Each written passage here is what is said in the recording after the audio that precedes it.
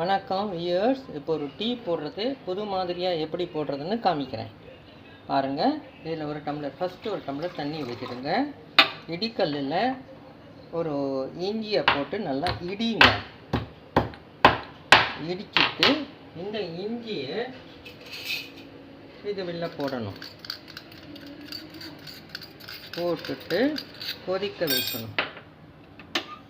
கொதிக்க வச்சுட்டு அதில் டீ தூளை போடணும். இது இண்டிகோஸ் கார்டமன் டீ அப்படின்னு கடையில் விற்கிறது. இதை வாங்கிட்டு இதில் ஒரு ஸ்பூன் போடலாம்.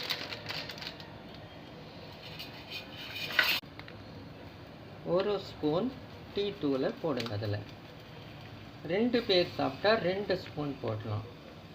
3 பேர் சாப்பிட்டா 3 ஸ்பூன் போடலாம். போட்டுட்டு நல்லா கொதிக்க வையுங்க. இஞ்சியும் டீ தூளும் கொதிக்கும் போது இதை எடுத்து வடிகட்டி வச்சிடணும். பாருங்கள், நல்லா டீ கொதிச்சுட்டு வந்துட்டுருக்கு. இப்போது இந்த டைமில் நல்லா கொதிச்சு வந்து அது அடங்கணும். நல்ல மேல் வரைக்கும் வரும் நுரையோட.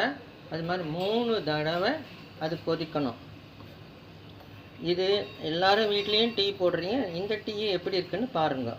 இப்படி எப்படி கொதிச்சு வருதுன்னு பாருங்கள்.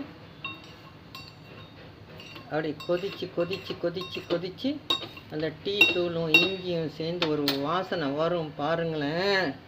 கமன்னு. இப்போ பாருங்கள், நல்லா கொதிச்சு கொஞ்சம் ஆறின மாதிரி இருக்கிற டைமில் இந்த டீ இஞ்சி 2ஐயும் போட்ட தண்ணியை வடிகட்டி எடுத்துடணும்.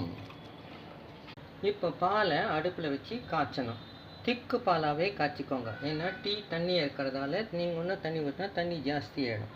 திக்கு பாலை காய்ச்சி அதில் நம்ம முன்னாடியே பண்ண அந்த டீ டிகாஷனை அதில் ஊற்றணும். பால் நல்லா கொதித்து வந்த பிறகு இந்த டீ டிகாஷனை அதில் ஊற்றலாம். கொஞ்சமாக ஊற்றுங்க. உங்களுக்கு என்ன கலர் வேண்டுமோ அந்த அளவுக்கு ஒரு 2-3 தடவை பண்ண பிறகு உங்களுக்கு அளவு தெரியும். பண்ணி இறக்கிடலாம். அவ்வளோதான். இதில் சுகர் போடலாம். உங்கள் டேஸ்ட்டுக்கு தகுந்த மாதிரி 1 ஸ்பூனோ 2 ஸ்பூனோ சர்க்கரை போடாமையும் சாப்பிடலாம். அவ்வளோதாங்க, டீ ரெடி. இப்போ பாருங்கள், டீ எல்லாம் நல்லா கொதிச்சாச்சு. எல்லாத்தையும் மிக்ஸ் பண்ணியாச்சு. இப்போ அழகாக அதை கப்பில் ஊற்றி சர்வ் பண்ணலாம். இந்த சூப்பரான டீயை டேஸ்ட் பண்ணி பாருங்கள். எல்லாருக்கும் கொடுங்க. நீங்களும் என்ஜாய் பண்ணுங்கள். தேங்க்யூ.